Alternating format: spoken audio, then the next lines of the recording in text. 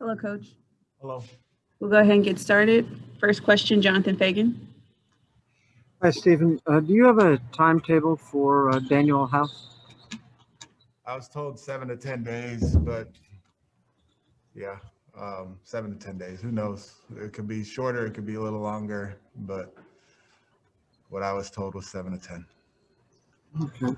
Do you go with the lineup that you used in the second half last night?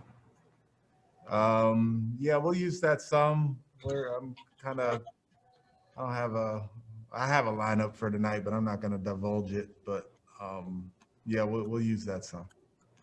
Thank you. Dwayne Rakin. Hey, Coach, just looking back at the last time you guys played Phoenix, they were in a different place in terms of their, how they were playing. Obviously, things have changed since then. What are you seeing when you watch them and in terms of, the success they've had here, probably, I guess, in the last 2 months, really? Monty Williams has done an amazing job. He's a great coach. He has taken that team who was kind of floundering, I guess, for lack of a better word, and has given them purpose, has led them in the right direction as far as you see the spirit of the group when something good happens and they're jumping for joy, and they're very much about team, and it's very much a reflection of who Monty Williams is as far as how they're playing. And they're playing free, they're playing easy, they're getting the ball up the floor, they're making threes, they have a bunch of shooting on the floor and a big who can roll. And they have one of the best point guards of all time kind of running the show.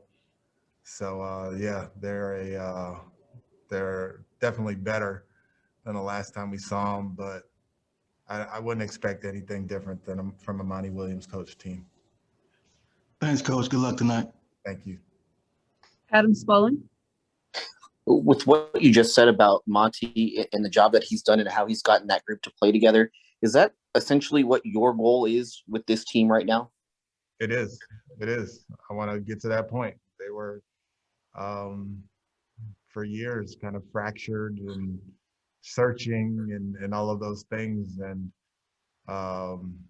you go through the process of developing players and players coming in and going out, and finally getting that group that he just really has done an amazing job. And it didn't happen overnight. You think about kind of where they were last year, and then they went to the bubble and it clicked for them, and they just took it and ran with it. So yeah, he's someone who I look up to as a coach, and he's someone who is a mentor of mine and someone who I speak with quite a bit. And that's kind of how I would like to see our group grow. And the thing about him is he does it in the right way, right? Like, he's just a principled, just like a good person, and you can be that and still be a great coach. And that's who I look to. Is that a message that you can sell to your team, that it doesn't have to be this long slog? It can happen overnight the way that it kind of did for them in the bubble? Yeah, there was a lot of bumps in the road that got to that bubble. It wasn't just like an overnight thing, but it did kind of just click for them. And those are kind of different circumstances, right? Like, they went in and had to just win every game, and they came together, and guys were playing great, and everything kind of came together in that crazy circumstance of the bubble. So it is a little bit different, but the premise is the same as far as work, improvement, coming together, spirit, all leading to playing really well. Ali Kampajani. Hey, Stephen, I know there are times where the analytics don't necessarily match the eye test, but the limited data on Kevin Porter Jr. since the All-Star break has shown he struggled in points per possession on isolations. Has that matched what you've seen while watching games and film, and how good can he be in those situations where he needs to create his own shot? Yeah, well, don't we all can't forget that he's a 20-year-old who played some last year, who played in the G League bubble this year, and is just trying to kind of find his way and has his ups and downs as we are going through this period of the season. So for me, I don't really even look at the numbers quite as much for him. It's improvement on a day-to-day basis. It's practice habits. It's you know, getting the team in the right spots. It's doing things to put pressure on the defense, whether it's with his dribble or making plays for others. And that's a lot for a 20-year-old.